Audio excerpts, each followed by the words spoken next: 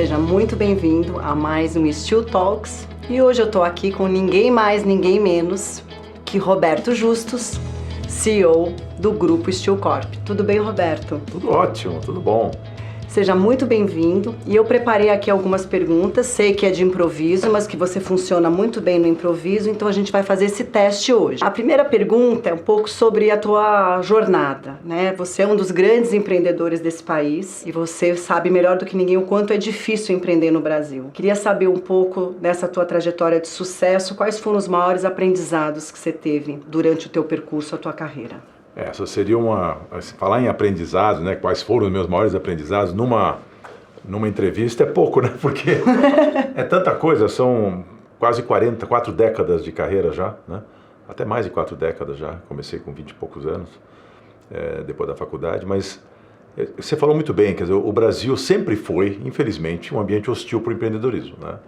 Onde você tem variáveis que você não controla, que afetam diretamente o teu negócio. E uma delas é a mudança de regra do jogo o tempo todo, é uma tributação exagerada. Antes até da reforma tributária sempre foi muito difícil. Encargos sociais, então você vai dar um emprego, vai te custar o dobro. Você paga lá R$3.000 de salário para alguém, te custa 6. No mundo inteiro não tem isso. Nos Estados Unidos não tem nem Ministério do Trabalho lá. Lá é livre acordo entre patrão e empregado. Então é uma coisa tão mais tranquila. É um estímulo a você dar emprego, né? O governo deveria ser, né, o ambiente devia ser favorável ao empreendedor, ao empresário, porque o maior projeto social do país é o emprego. Claro que é importante, quando a pessoa não tem condições, ela receber seu auxílio emergencial, os seus auxílios que os governos acabam dando. Está tudo certo. Na Inglaterra, se você perde seu emprego, você tem lá uma cobertura de muitos meses de salário, para você não ficar na miséria. Então, os projetos sociais são importantes, mas não pode substituir o emprego. Você não pode ficar a vida toda dependendo, essa comunidade enorme de pessoas, dependendo das benesses de um governo. Então, assim, se a gente analisar o ambiente de negócios, a gente vai ver que o verdadeiro empresário, o verdadeiro empreendedor que deu certo no Brasil é um herói. É um herói que assim, suplanta essas dificuldades de uma forma com muita determinação. E eu sempre tive essa característica de ser muito determinado, de ter muito corajoso. Sabe que coragem foi elencada por grandes empresas nos Estados Unidos como um dos principais fatores do sucesso delas.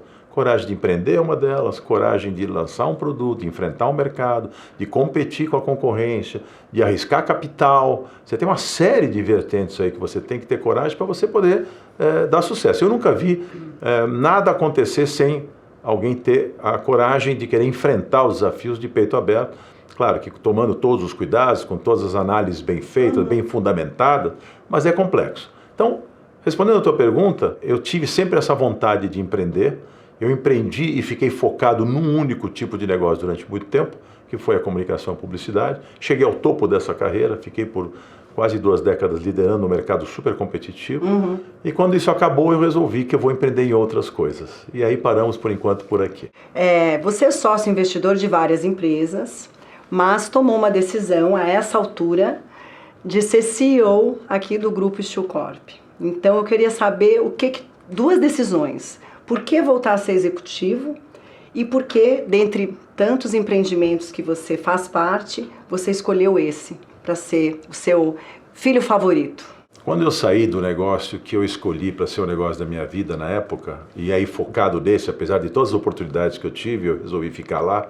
E quando eu vendi minhas empresas, você chega num certo momento que tem que ter sucessão, a coisa tem que mudar, né?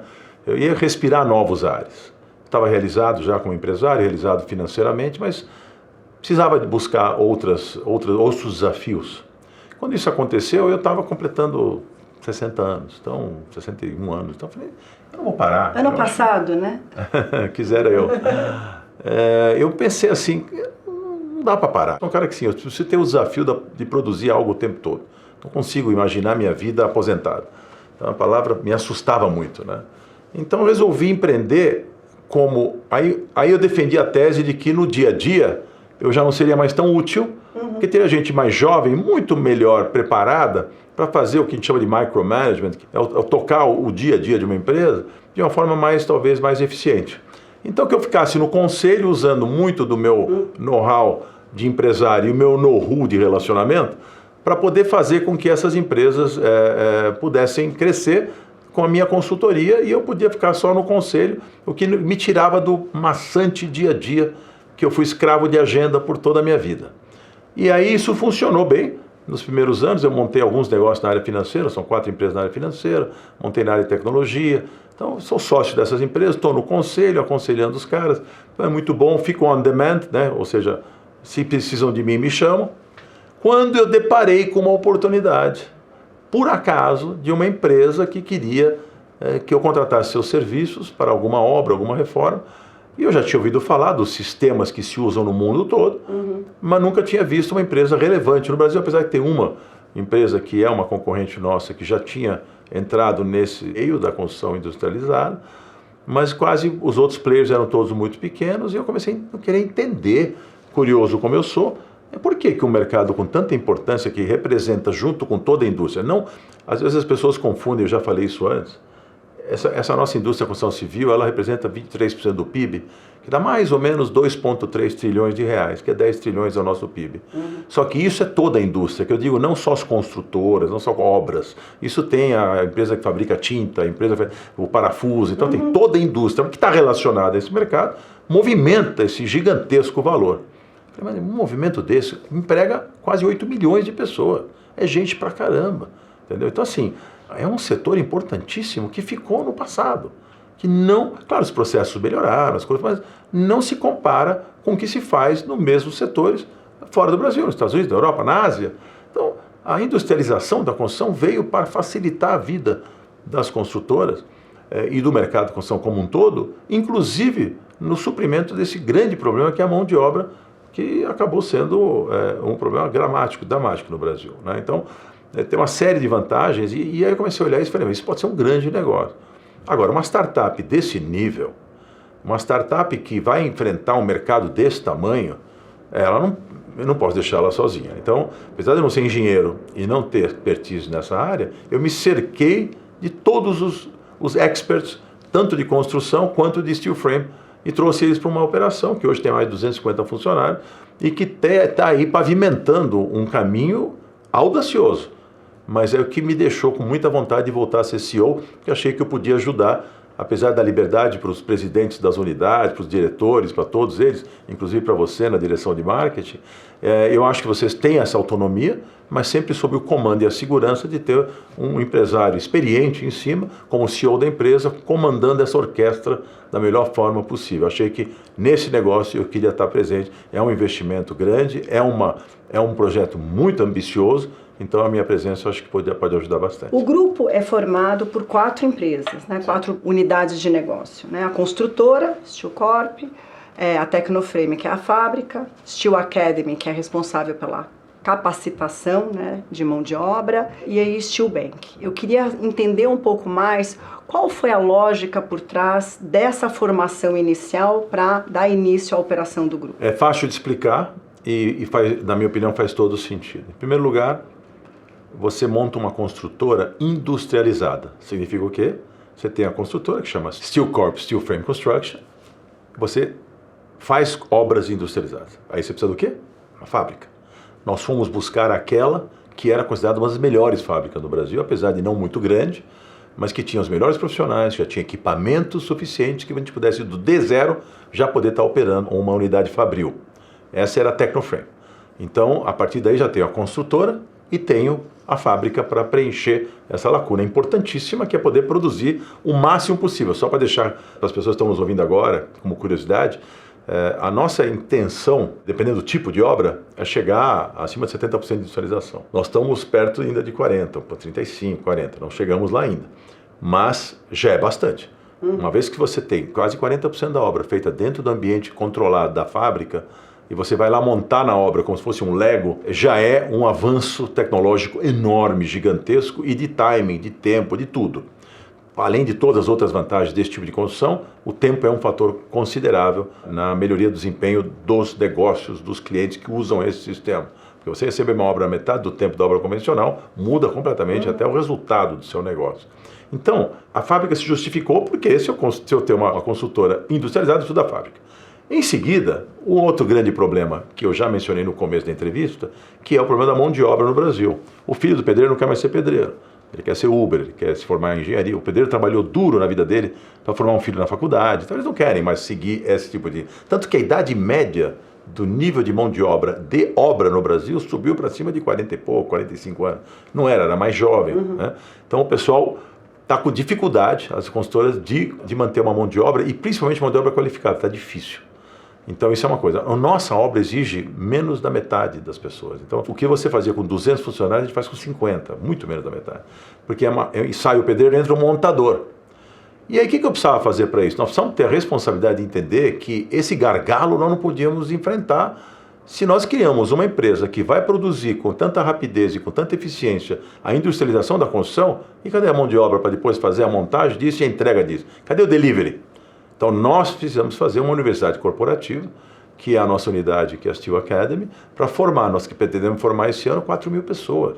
É bastante gente, é muita mão de obra. E também tem nos nossos cursos a formação dos engenheiros e arquitetos para eles fazerem uma reciclagem e entenderem como é esse processo, para que eles possam projetar as suas obras ou executar as suas obras, no caso do engenheiro, já no sistema. Porque não adianta ter só mão de obra e se eu não tenho quem possa dirigir essas obras e quem vai projetar para nós, que é o trabalho que nós temos hoje bastante, é transformar os projetos tradicionais em projetos steel frame. Isso dá um trabalho danado. Se no futuro, o melhor cenário que nós podemos prever é que no futuro essas pessoas vão poder, esses arquitetos já vão projetar no nosso sistema. Então vai ter cursos também para esse nível, né, de pessoas que vão nos ajudar bastante dentro desse processo. Eu falo que o que nós estamos fazendo, Dani, é o seguinte: é institucionalmente importante para todo o mercado. Nós não estamos fazendo coisa só pensando na gente. Eu posso formar mão de obra para o meu concorrente, não tem problema nenhum com isso. São cursos pagos, é uma universidade. Então vamos formar, porque quanto mais empresas orbitarem este universo, melhor para nós. Melhor em termos de legislação, que a gente tem que melhorar, melhor em termos de posicionamento do mercado. É aquela brincadeira que os caras falavam lá, quando você vê uma rua em São Paulo cheia de loja de luz, de uma do lado da outra, mas o cara é louco. É, porque eu quero comprar luz e eu já vou lá. Exato. Entendeu? Então assim, e a concorrência é sadia.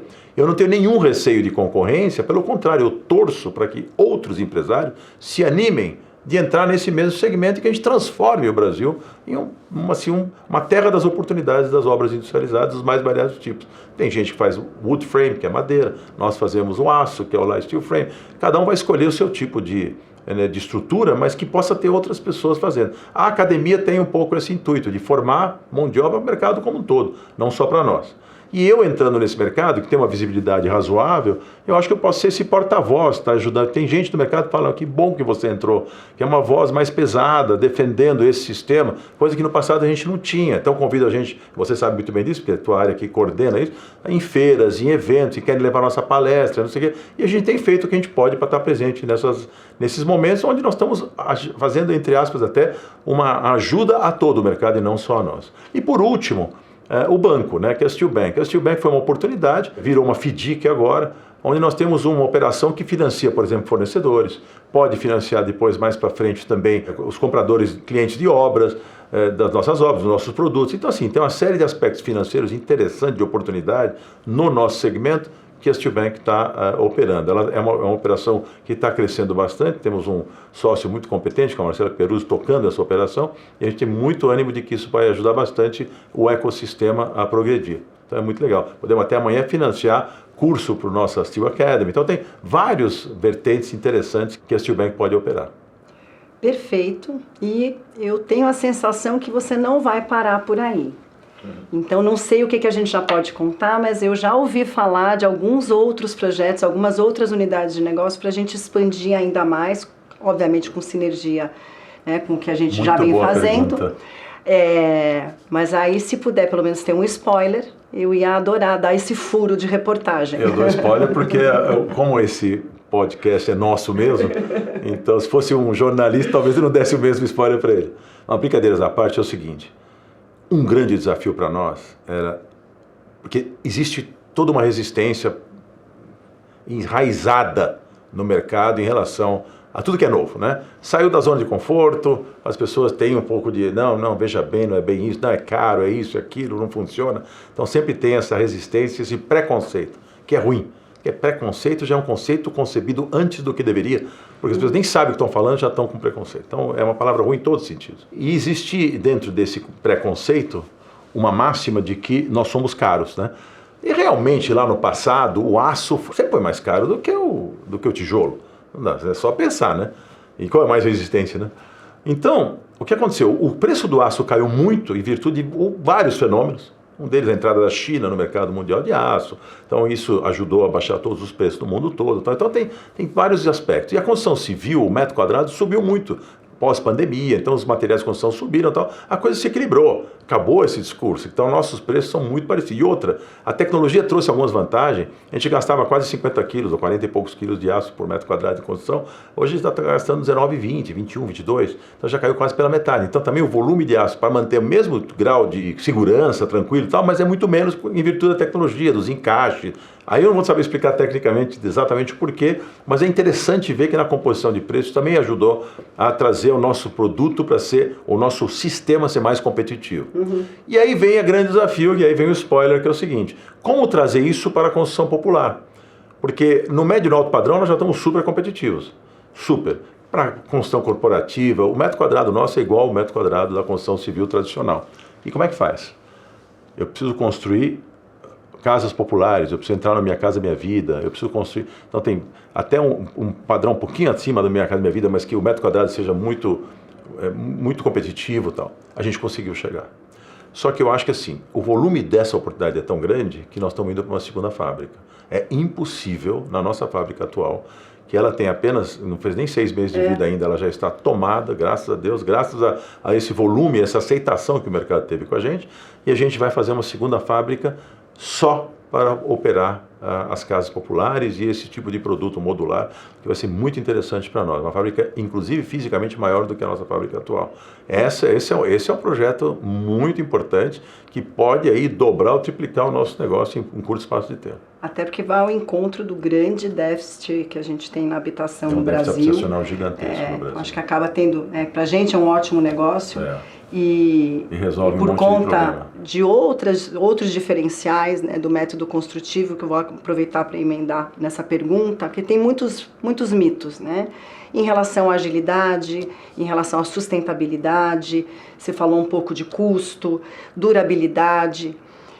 Se você pudesse dar um overview em relação, vamos dizer, esses principais obstáculos que o mercado mais tradicional, ou por desconhecimento, ou, como se diz, só por preconceito, traz para a gente contar para a nossa audiência, ou desmanchar um pouco desses mitos e contar as verdades em relação ao sistema, que, como você falou, não é só nosso, né? A gente está aí desbravando, né? Querendo ser pioneiro. E essa tecnologia, Daniela, está cada dia mais se desenvolvendo cada vez mais. Por isso que eu falo, mais players ajudam a desenvolver melhor ainda a tecnologia, né? E assim a coisa vai crescendo.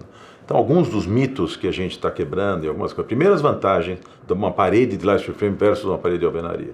Primeiro, ela não absorve calor, então o ambiente interno vai ser muito mais fresco. No final de tarde, se você botar a mão numa parede de alvenaria, a parede está quente. Botar uma mão numa parede de light frame, você não sente, não tem variação de temperatura. Você vai manter o ambiente sempre entre 22 e 26 graus, você vai usar muito menos ar-condicionado na vida útil da sua casa, então você gasta menos energia. Essa é uma coisa. Segunda coisa, também ela é resistente a fogo, ela não é a prova de fogo, mas se você, Deus me livre, você tiver que estar num incêndio na sua casa, com seus filhos, com quem for, torça para ser uma casa de frame e não de alvenaria. A alvenaria queima muito rápido e a chance de se salvar é muito menor. Nós podemos ficar ali algumas horas ainda para poder evacuar a casa, que vai demorar muito para pegar fogo nesse sistema. Estava até numa feira nos Estados Unidos agora recentemente, fiz uma prova, eles estavam botando fogo no nosso material por trás e eu botei a mão na chapa e não senti nada com fogo forte por trás. Então, isso é muito interessante. Não tem patologias, então você não tem umidade, mofo, trincas, movimentações. Ela é absolutamente perfeita nesse sentido, isso é muito importante, né? Não é que daqui 2, 3 anos você olha para a tua parede, está com uma umidade ou com mofo, não vai ter. Isso é muito legal. Em questão da acústica, ela é 50% superior. Então é muito legal, no silêncio, quando você... Depende do ambiente que você está, né? O ambiente da rua não vai contaminar teu ambiente com barulho. Esse escritório que nós estamos hoje, a gente pode ter esse estúdio aqui, foi tudo feito em light frame. Você não ouve as pessoas passando, nem barulho lá fora. Tem 70 pessoas trabalhando nesse escritório. E olha o silêncio que você está aqui dentro. Então essas coisas são super vantagem. E aí a maior delas é a metade do tempo. E o ESG, a gente usa 5 litros de água contra 500 litros de água da convencional. No mundo de hoje, todo mundo fala tanto em ESG, construção green building. Por que a construção não é só o resultado que tem que ser green building, é como você está fazendo essa obra que deve ser green building também. Então, tem tanta coisa de vantagem que fica até covardia, para te falar a verdade. Então a gente vai derrubando esses preconceitos, explicando para as pessoas que não é bem o que falam. Resistência, você derruba uma parede de alvenaria com machado, você não derruba uma parede de steel frame. Ela tem um certo movimento, ela respira, ela tem elementos dentro dela que o aço em si ele dura 300 a 400 anos. Contra a alvenaria vai durar muito menos. Então, é assim, é surreal a diferença que tem entre um e outro. E o grande problema que sempre falaram que é o preço. Pode orçar com a gente. Pode orçar com a gente. O preço é equivalente ao... Não vou dizer que eu sou mais barato, mas também não sou mais caro. Agora, se eu tenho toda essa vantagem, você vai fazer uma obra, quer fazer uma casa sua, eu não faço isso, nós não fazemos residência unifamiliar. Nós precisamos da repetição para poder ter margem, para poder ter competitividade. Eu não consigo fazer uma casa. Eu até faço, mas não interessa para nós. Mas eu faço um condomínio de casas e tal. Agora, se você vai construir com a gente, você vai construir metade do tempo. Isso tem uma vantagem danada. Numa operação imobiliária, se na entrega da chave você vai receber lá 30% do capital, eu tenho uma construtora para quem nós estamos fazendo várias coisas dentro de uma obra gigante, e ele falou para mim assim, Roberto, cada mês que eu economizo são milhões de reais de economia, de canteiro de obra, uma série de coisas. Se eu terminar a obra 6 meses antes, eu ganhei meu lucro, a minha margem foi lá para cima. Então, assim, não tem entulho sair da obra, não precisa de caminhão para tirar entulho, tem uma série de coisas. Claro, que isso no caso de 100% steel frame, as obras ainda são híbrido, né? Tem muita coisa de construção civil ainda dentro da história que a gente não faz fundação profunda, tem coisa que a gente não faz, que a gente traz parceiros da construção civil para complementar as necessidades de uma obra. Mas, mesmo assim, não dá para comparar. Então, sim, não consigo imaginar que eles consigam sustentar por muito tempo ainda argumentos contra a gente. E vou te dar mais uma surpresa, que não é para você, mas para quem está nos ouvindo. 80% do nosso faturamento hoje é vertical, são construtoras. A gente está ajudando as construtoras. A gente está modernizando as obras das construtoras tradicionais. A gente está adiantando bastante o tempo de término das obras deles, fazendo fachadas, fazendo as paredes internas, fazendo banheiro, fazendo um monte de coisa para eles. Deixa eles botarem o espigão de pé e a gente vai lá e faz, entendeu? Eles não, mas dá para fazer prédio? Não, até uma certa altura você faz 100% light steel frame. Um prédio muito alto, você vai fazer um mix depois com aço um pouco mais pesado e algumas outras estruturas para garantir a segurança do empreendimento. Mas grande parte é utilizado o light steel frame sem nenhum problema, como eles imaginam que não fosse possível. Arenas, indústrias. Tudo que você quiser. Arenas, indústrias, shoppings, hospitais. Estamos fazendo obra de hospital em conjunto com outra construtora, uma obra maravilhosa. Então, tem muita coisa pela frente, isso me anima bastante. Queria ter mais idade até para poder curtir todo o resultado que você ainda vai dar. Tem muito tempo. Não, mais idade não. Menos idade, deixa eu corrigir. Mais tempo, mas mais tempo vai ter. Bom, Dani, o que eu podia dizer no final é que o meu entusiasmo em relação a isso, e o entusiasmo das nossas pessoas, nós trouxemos grandes profissionais de grandes empresas. Você mesmo veio do Google, você era uma cultiva lá e veio para uma empresa startup, saiu de um gigante para cá, e tem outros exemplos, gente que saiu da Votorantim, gente que saiu de grandes construtoras, porque as pessoas estão enxergando uma coisa disruptiva, diferente, né? Uma oportunidade de criar uma história que vai ficar memorável, na minha opinião, né? Se a gente conseguir. Tudo tem risco na vida, eu não posso ganhar, ninguém é Midas que tudo que toca vira ouro, de jeito nenhum, mas existe aqui um esforço muito grande de um conjunto de talentos, né, de pessoas, com um investimento importante para fazer a construção civil mudar de patamar. Então, meu entusiasmo é diretamente proporcional ao tamanho dessa oportunidade. Estou muito feliz, sou muito entusiasmado, acordo com vontade de vir trabalhar, coisa que eu já tinha perdido um pouco, eu estava cansado já, e aqui o entusiasmo voltou de um jeito, assim, enorme, e acho que isso contagia todo mundo, entendeu? Porque a gente tem, nas nossas reuniões, a gente sente esse clima no ar de desafio e, ao mesmo tempo, de felicidade de estar participando de um projeto tão inovador e tão disruptivo e interessante. Maravilhoso, obrigada. Obrigada também pela tua coragem, né? Voltando à primeira pergunta, né? A grande dica é, se você é empreendedor, tem que ter muita coragem. E você, mais uma vez... Não conheci nenhum que não tivesse tido resultado. E colocando isso na prática aqui mais uma vez. Então, muito obrigada a vocês que estão nos assistindo. Esse foi mais um Steel Talks. E em breve a gente tem novos convidados para vocês.